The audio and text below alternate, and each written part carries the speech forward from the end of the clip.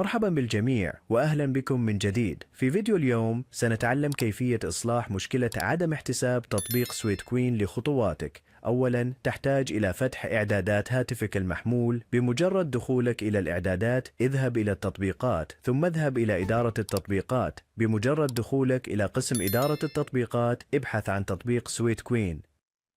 مجرد شتر ثور على التطبيق ما عليك سوى النقر عليه. الآن تحتاج إلى السماح لجميع الأذونات لهذا التطبيق لتتبع خطواتك، وهذا على الأرجح سيحل مشكلتك. ولكن في حال لم ينجح الأمر اذهب إلى متجر التطبيقات على هاتفك المحمول.